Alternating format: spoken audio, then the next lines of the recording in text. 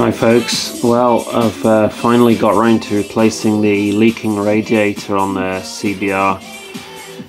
This is the old radiator here, and that's the new one on the bike. They're basically both exactly the same design,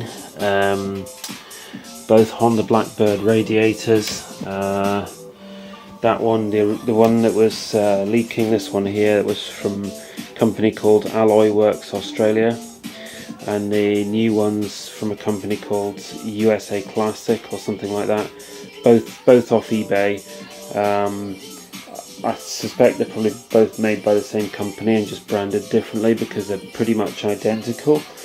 The one that's on the bike now, the new one, that was about £70, and this one was about 45 if I remember correctly. And I think that maybe this one was possibly like a second or something, because it doesn't seem to be as good quality as that one, although they're the same design. The welding and what have you seems to be better on that one, and the kind of like the fit and finish and what have you. This one's a little bit rougher, kind of rough around the edges.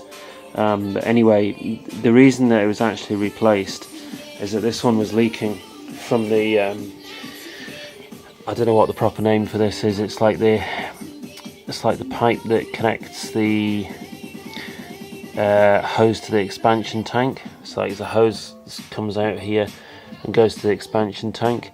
Now, as you can see, I've got a banjo fitting on that, and the reason for that is that there was like a metal pipe on here which broke off. So what I did was I cut a thread, drilled the hole out a bit, cut a thread, and put in this banjo union bolt, and put in a banjo union and a couple of rubber sort of crush washers, and did it up as tight as possible, and then connected the hose here and ran that to the expansion tank.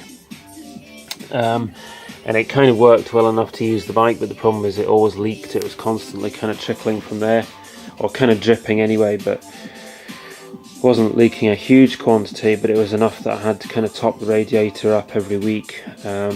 Excuse me. So what I did was eventually got round to getting a new radiator, and brought the bike in yesterday and fitted the radiator.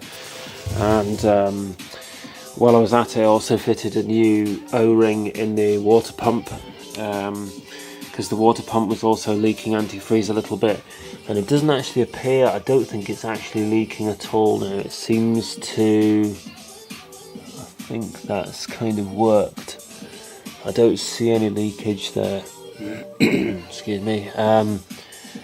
Also, it's parked inside, and there's no sign of any kind of drips on the carpet from it, so hopefully that's kind of resolved it. I also put new Jubilee clips on the hoses while I was at it. It's kind of a bigger job than you think, changing over the radiator, because you have to drain the fluid, disconnect all the hoses. In this case, I also needed to take the indicators off, because they're mounted on the radiator, and also I needed to remove the fan. So that's basically that done. Now obviously I won't know for sure that it's not leaking until I actually take the bike out and use it, but I am quite optimistic because you can't really see from here. Maybe if I take the cap off and we'll have a look, see if it'll come off. Get it off, there we go. Right, so that's the pipe that broke off on the other one. On this one it seems to be quite sound, and what I've done is I've connected, it's at a slightly different bore from the banjo union, so what I had to do is use a different hose. So put a different kind of hose, thicker kind of hose on there, and drilled out the top of my DIY expansion tank. I think the level of the fluid looks the same in the radiator from when I filled it up yesterday as well, so hopefully that's going to be fine. So I'm kind of cautiously optimistic about it. So what I'm going to do is, I'm back on night shift at the moment, so next Monday or thereabouts I shall take the bike out and test it, give it a run and see that it's working right.